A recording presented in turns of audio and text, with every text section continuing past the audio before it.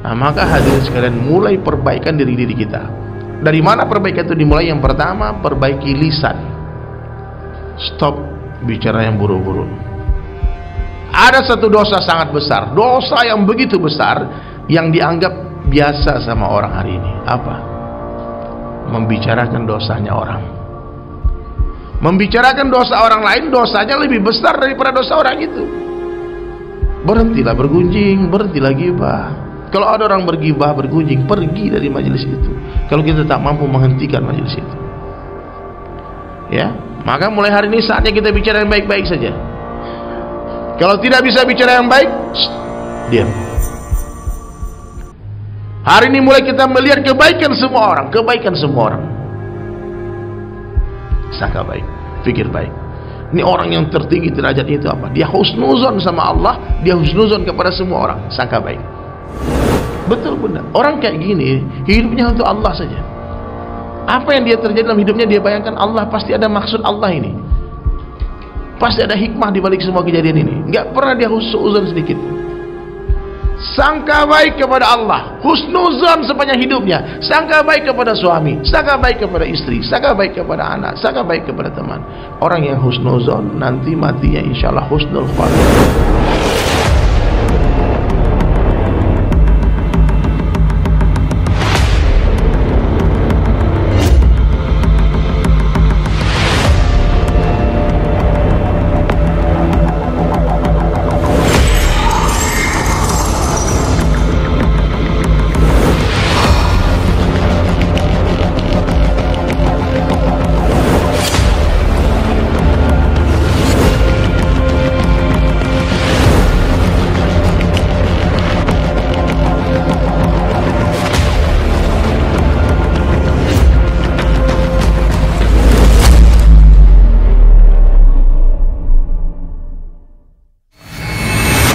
Maka untuk kehidupan akhirat kita perbaiki semua amal kita dari diri kita. Nggak usah mikir orang lain dulu, bunda, ayanda, ya. Dari hal yang paling kecil dan sekarang juga. Mulai perbaikan itu sekarang dari diri kita. Satu uswah itu lebih baik daripada 1000 nasihat. Banyak emak-emak, ibu-ibu galau bertanya, anakku begini, disuruh nggak mau, main game aja sepanjang hari, main handphone aja, sholat dia nggak mau, ini nggak mau, dinasihatin dia lawan maknya, bapaknya. Apa masalahnya sebetulnya? Sebetulnya masalah bukan pada anak, masalah pada diri kita. Karena dilihat maknya main handphone juga, bapaknya main juga, yang beliin maknya juga. Ya, salah siapa coba? Maka anak saya yang masih SD, saya nggak berikan handphone. Nggak boleh pegang handphone.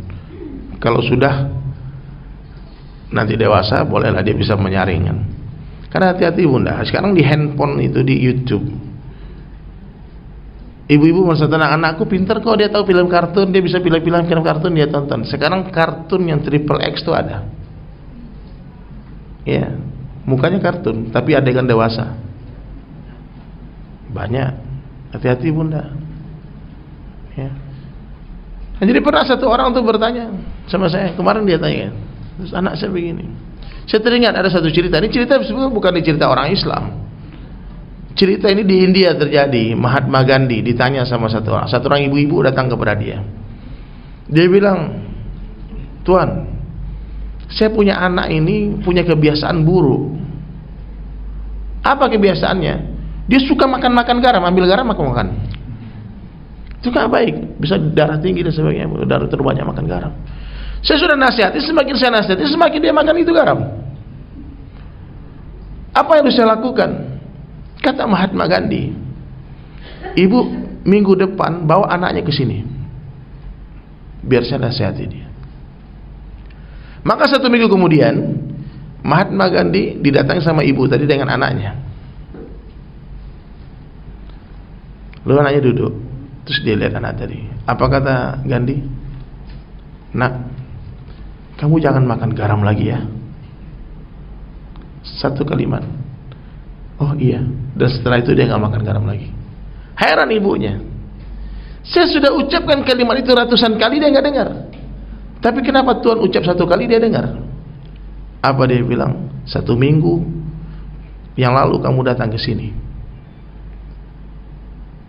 Sejak hari itu saya tidak makan garam.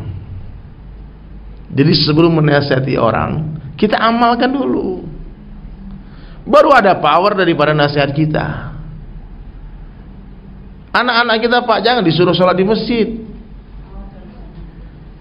Kalau disuruh, dia tanya, lah bapak di mana sholatnya? Jadi anak-anak itu jangan disuruh ke masjid, tapi diajak ke masjid, pegang tangannya, tarik bawa ke masjid. Jadi contohkan kepada umat, jangan banyak ngomong aja. Hari ini, masya Allah, teori itu masya.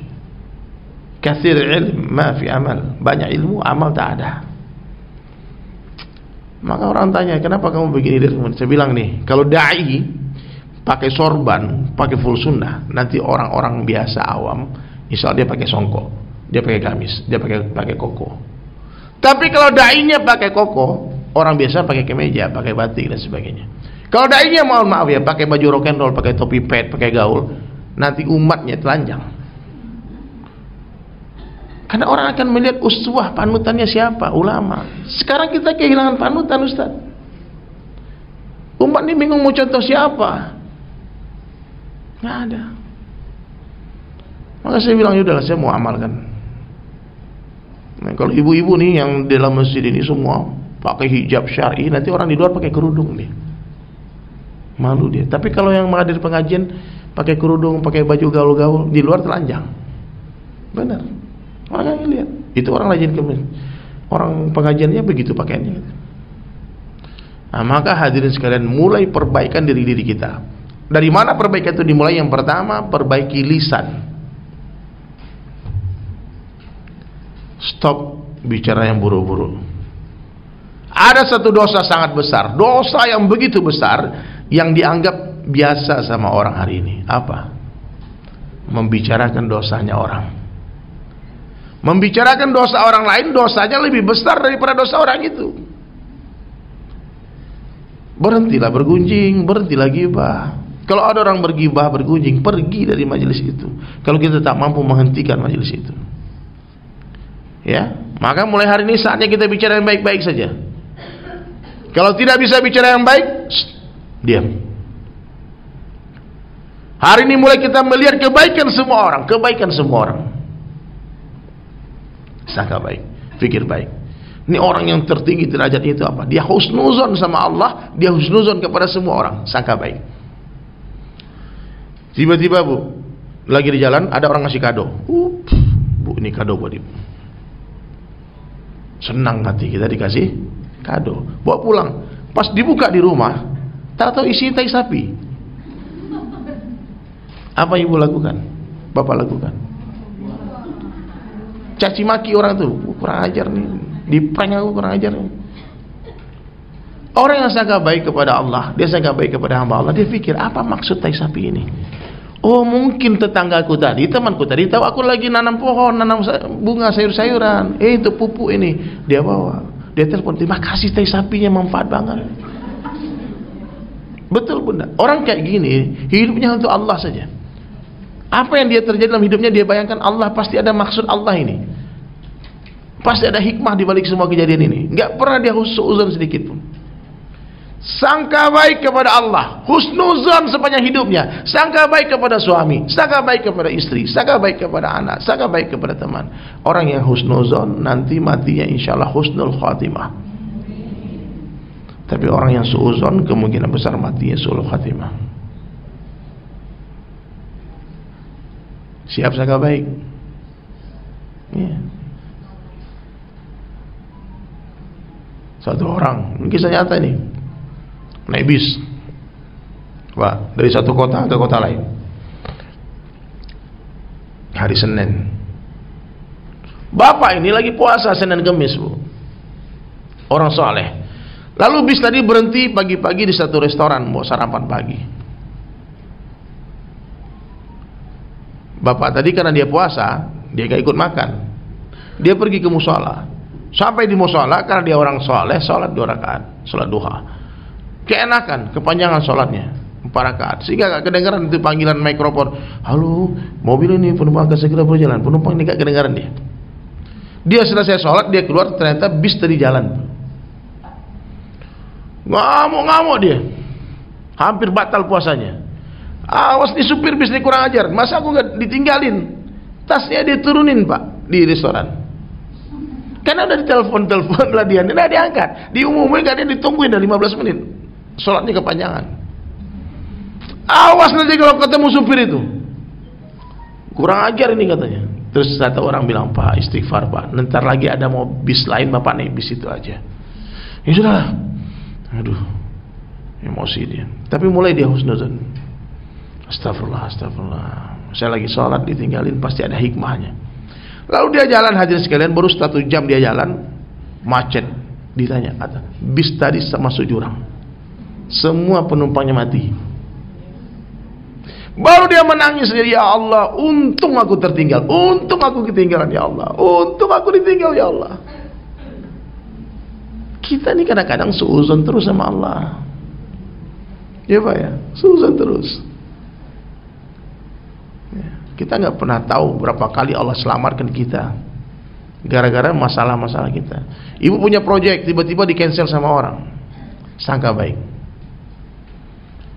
Orang yang tidak menerima ketetapan Allah, maka dialah orang yang akan menjadi orang yang paling menderita di dunia. Nih, jam 1.00 kita harus meeting, punya partner dari luar negeri nih, ada perusahaan. Kalau kontrak ini jalan, dapat untung insya Allah 1 M, untung bersih, udah di tangan. Tahu-tahu macet, terjadi masalah di jalan, macet. Di tengah-tengah jalan tol nggak mungkin kita turun.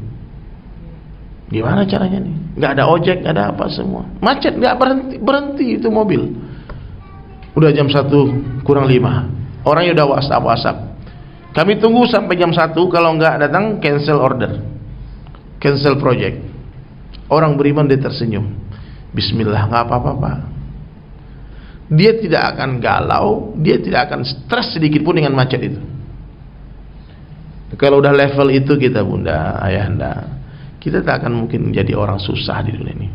Happy terus, di sini senang, di sana senang, di mana-mana hatiku senang.